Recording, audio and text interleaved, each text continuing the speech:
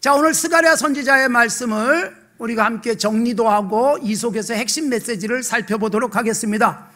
학개 스가랴와 함께 동시대를 활동했던 선지자입니다. 두 사람이 동일한 목적을 가지고 이스라엘 백성을 깨웠어요. 그게 뭐냐? 바벨론 포로에서 돌아와 가지고 성전을 재건하려고 하는 그때에 방해에 부딪혀서 포기했잖아요. 14년이나 주저앉아 있었다. 지난주 학개 선지자를 살피면서 우리가 함께 점검을 했던 부분인데, 그래서 학개 선지자 스가랴 선지자가 이스라엘 백성을 깨우치고 그리고 격려하고 권면하면서 이스라엘로 하여금 하나님께서 기뻐하시는 성전 재건을 마무리 짓도록 했던 선지자입니다. 그래서 스가랴 선지자, 학개 선지자 공통의 중요한 토픽을 가지고 이 학개서 2장밖에 안 되는 짧은 책, 그리고 스가랴서 14장이라고 하는 비교적 긴 선지서를 중요하게 성전과 관련해서 말씀하고 있습니다. 자, 여러분, 이 학개 선지자, 스가랴 선지자의 격려를 받아서 성전이 완공이 됩니다. 그리고 이때 이 성전 공사를 주도한 인물이 누구냐 하면 스룹바벨이라는 사람입니다. 세스바살이라는 이름으로도 나와 있는데, 스룹바벨은 어떤 사람이냐 하면 바벨론에서 포로에서 돌아올 때 1차 포로 귀환, 2차 포로 귀환, 3차 포로 귀환 한꺼번에 다 올 수 없어서 3번에 나눠서 돌아오게 되는데, 1차 포로 귀환 때 지도적 역할을 했던 사람이 스룹바벨입니다. 바사의 고레스 왕이 바로 이 스룹바벨을 이스라엘의 총독으로 세워준 것으로 보입니다. 정말 은혜입니다. 왜냐하면 이방 나라 왕이 예루살렘으로 이스라엘을 돌려보내면서 총독을 세우려면 바사의 관리를 세워야 이스라엘 통제가 잘 되지 않겠어요? 그런데 놀랍게도 바로 이 스룹바벨이라고 하는 이스라엘의 왕족 중 하나였던 사람에게 총독의 지위를 줬어요. 그래서 스룹바벨이 이스라엘을 이끌고 돌아와서 제일 먼저 한 것이 뭐냐? 성전 공사를 시작을 했습니다. 에스라서에서 봤던 부분이에요. 그런데 굉장한 방해에 부딪히죠. 에스라 4장부터 6장까지 나오는 부분인데 오래돼서 기억이 잘 안 나실 겁니다. 그래서 성전 공사가 중단되어 있는 상태에서 스룹바벨에게 하나님의 선지자 스가랴를 통해서 하나님이 말씀하시는 거예요. 마무리 짓자. 마무리 짓자. 그래서 오늘 본문에서 말씀이 나옵니다. 이 스룹바벨에게 말씀하시는 중요한 내용 9절을 보시겠어요? 스룹바벨의 손이 이 성전의 기초를 놓았은즉 그의 손이 또한 그 일을 마치리라. 여러분, 이게 무슨 말이냐? 스룹바벨이 시작을 했어요.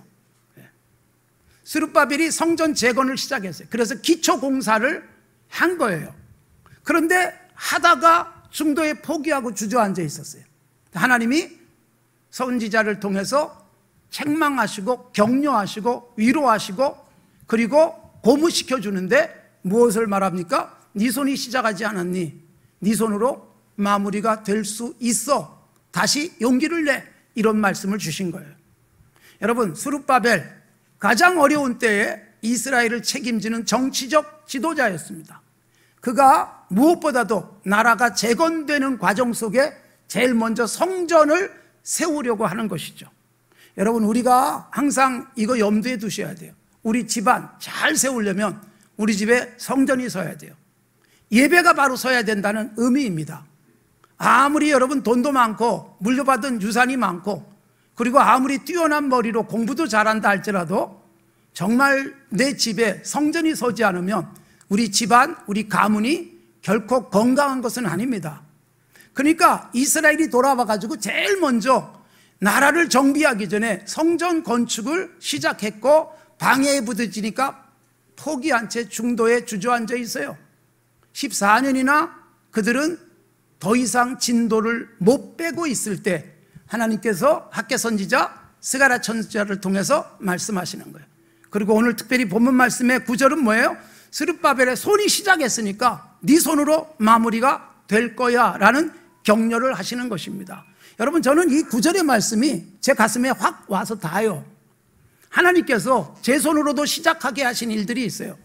근데 여러분, 내가 손으로 시작은 했는데 이게 잘 펼쳐지지 않을 때가 있잖아요. 방해에 부딪힐 때도 있고. 사실 여러분, 선한 일은 방해에 부딪힌다는 말씀을 드렸어요. 성전 재건이 방해에 부딪힌 일은 왜 그럴까요? 사탄이 싫어하기 때문에. 성전이 재건되어지면 이스라엘이 온전한 영적인 하나님의 나라를 시작하는 거예요. 그걸 막아야 되는 사탄이 방해를 하도록 한 겁니다. 방해꾼들은 여러분, 에스라서에서 우리가 살폈지만 돈을 써가면서 방해하더라고요.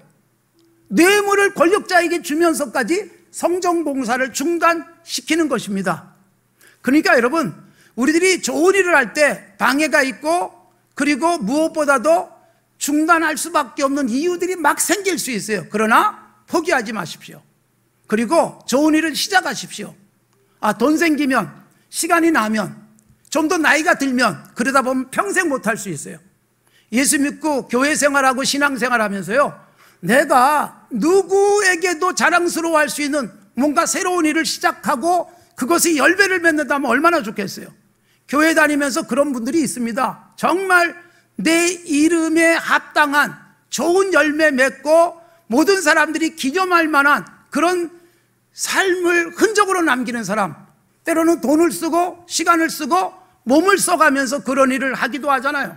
우리들이 여러분, 좋은 일을 반드시 시작하시고, 그리고 시작하면 하나님이 기뻐하시기 때문에 마무리되게 하실 줄로 믿습니다.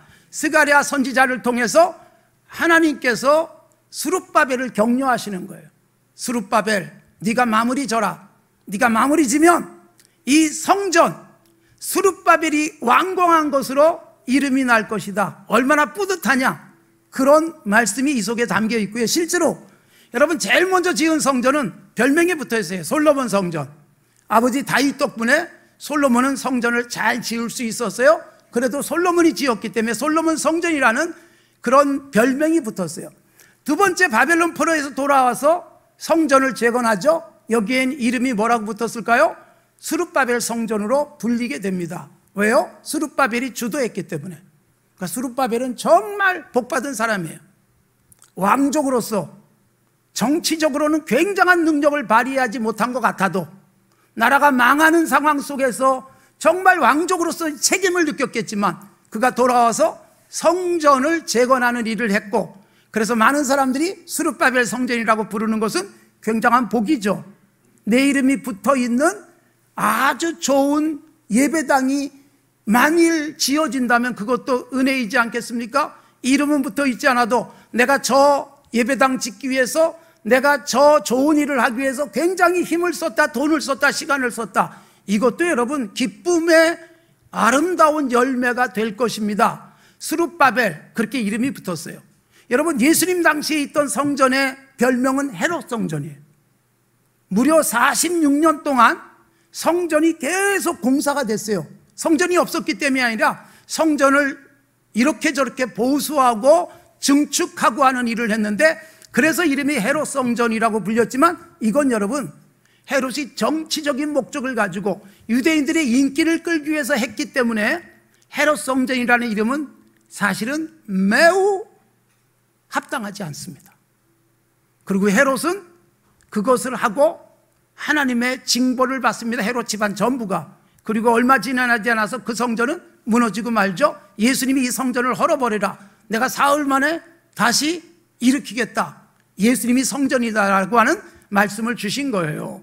그러니까 여러분, 솔로몬 성전, 스룹바벨 성전은 얼마나 명예롭습니까? 우리들이 이 세상 살아가면서 뭔가 좋은 일을 해가지고 내 이름이 누군가에게 전해지면, 아, 그분 이런 일을 했지, 이렇게 알려지면 얼마나 좋겠어요. 산정교회에서 누군가에게 사람들이 기억으로 오랫동안 남는 그런 신앙생활을 하고 그런 좋은 일을 하면 얼마나 좋겠습니까? 자, 방해를 했지만 하나님이 말씀하십니다. 네 손으로 한 것 네가 마무리 질 것이다.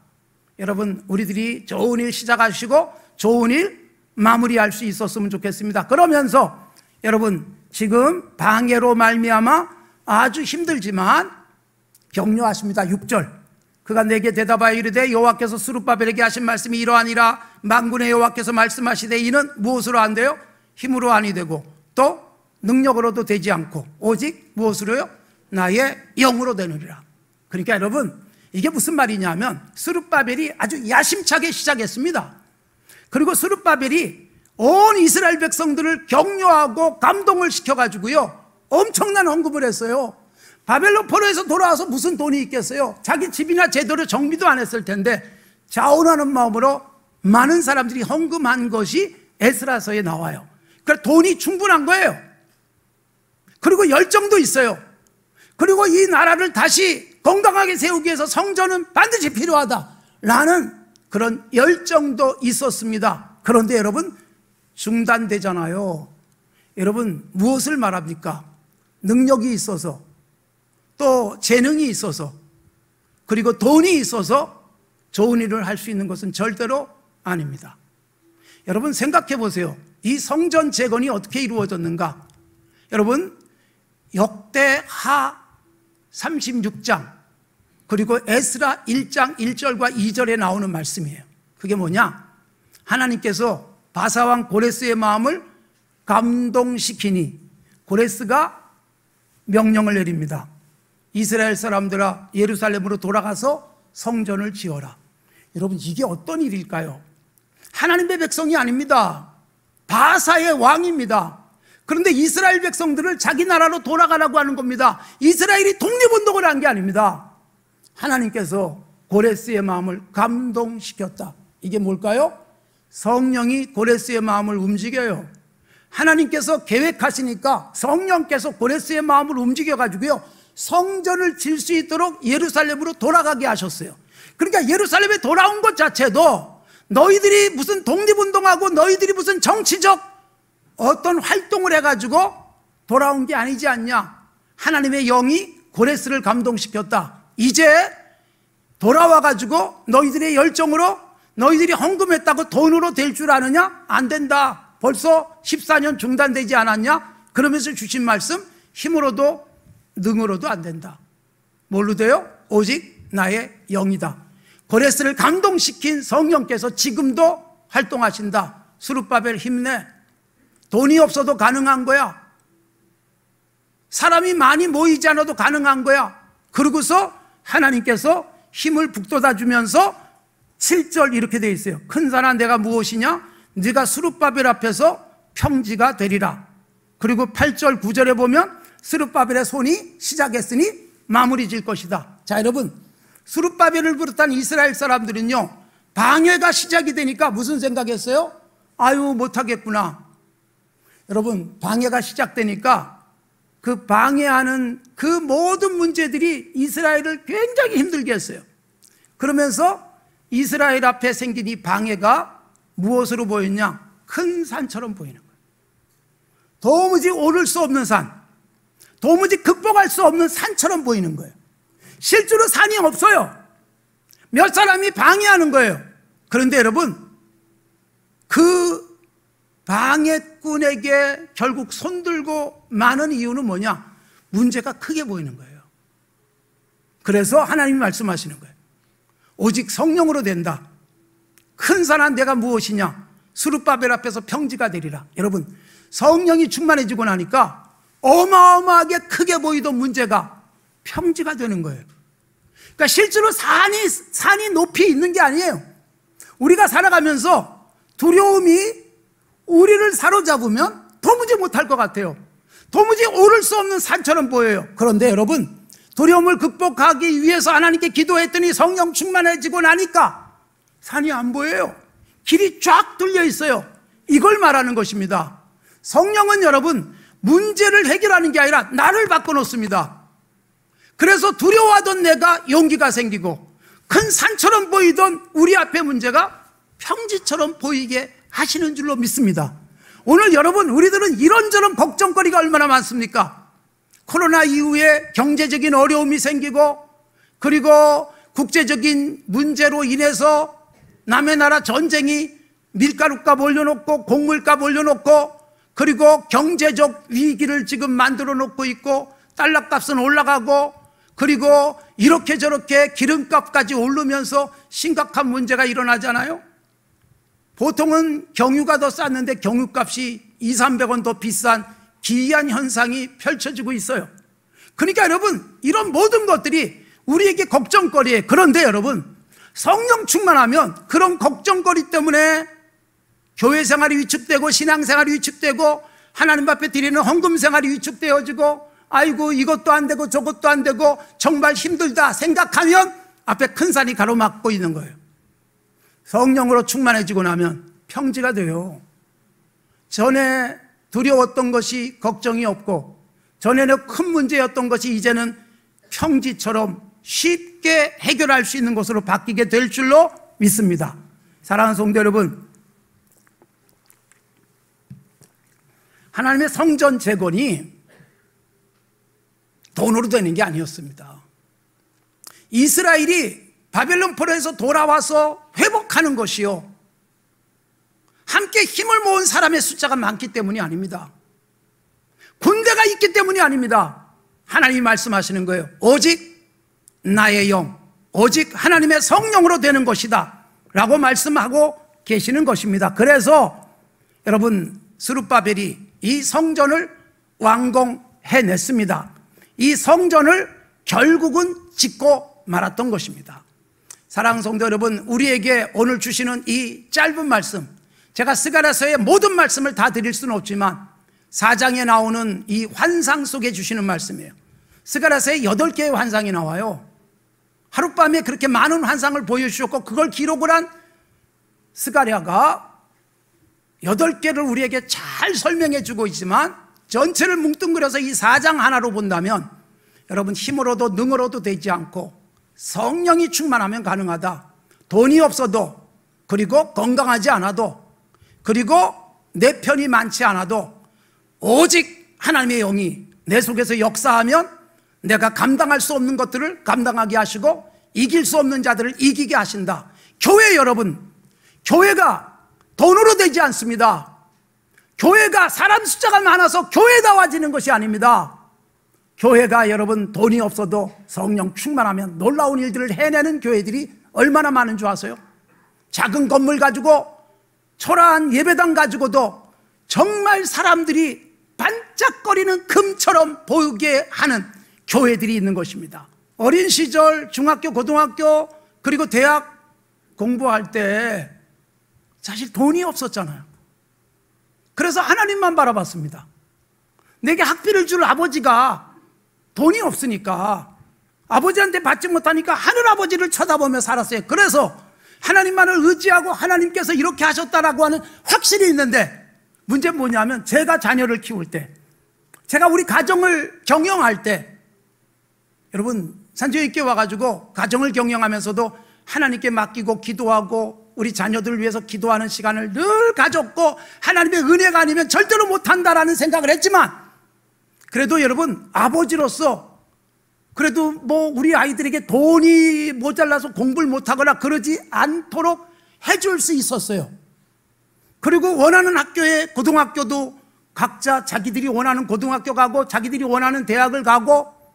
그런데 여러분, 제가 무슨 생각을 하면서 하나님 앞에서 회개했는가 하면, 자, 원하는 대로 고등학교를 잘 갔어요. 두 아이가 다 자기가 원하는 고등학교 가고 자기가 원하는 공부를 하기 위해서 뭐 좋은 대학도 가고 그랬어요. 그런데 여러분, 제가 그것 때문에 기뻐하고 잘 됐다, 이제 잘 풀렸어, 이런 생각을 하는 것과 우리 아이들이 예배 잘 드리고 하나님의 자녀로 건강하게 살아가는 것을 더 기뻐하는 것, 이 중에 어느 게 더 컸을까를 생각했어요. 물론 여러분, 하나님의 은혜다라는 생각을 했지만, 생각도 못한 좋은 일이 생길 때마다 그 자체를 기뻐하고 그 자체로 마치 뭐가 다 된 것처럼 착각할 때가 얼마나 많은지. 성령인데 행력을 생각하는 것이고, 성령인데 재력을 생각하는 것입니다. 이것을 어젯밤에 곰곰이 되새기면서 회개하고 오늘 새벽에 그런 마음으로 기도를 시작했던 것입니다. 사랑하는 성도 여러분, 지금까지 어떤 모습으로 살아오셨습니까? 무엇이 내 인생의 최고의 에너지라고 생각하십니까?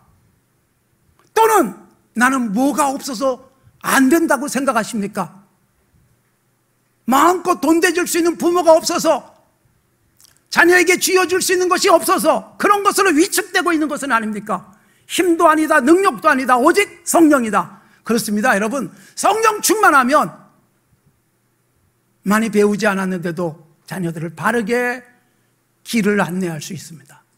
돈은 대주지 못하지만 놀랍게 하나님의 역사를 펼쳐갈 수 있다는 것입니다. 사랑하는 성도 여러분, 우리가 오늘 손에 쥐고 있는 그것으로 인해서 주저하거나 또는 그것 때문에 교만해지지 마십시오.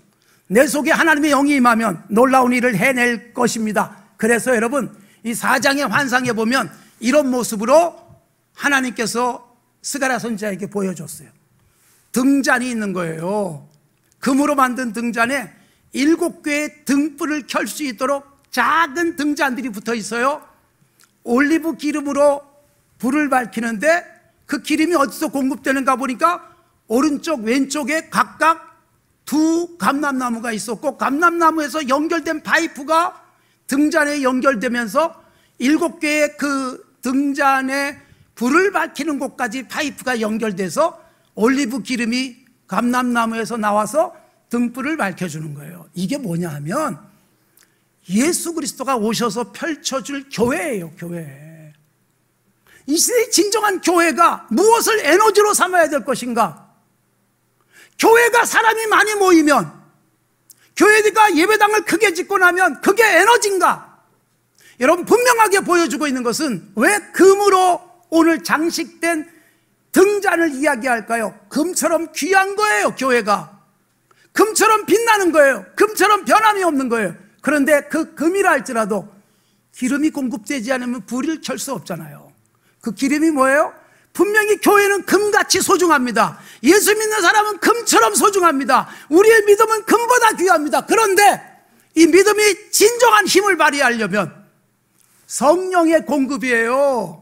감람나무는 예수님을 상징하고, 감람나무 대신 예수님을 통해서 성령이 공급되고 나니까 환하게 불을 밝히면서 교회가 예수 그리스도의 이름을 드러내고 하나님의 영광을 이 땅에 가득하게 만들 수 있다. 그러므로 여러분, 힘이 아니다, 성령 충만하면 이 시대에 건강한 교회를 만들 수 있다. 이걸 강조하는 것입니다.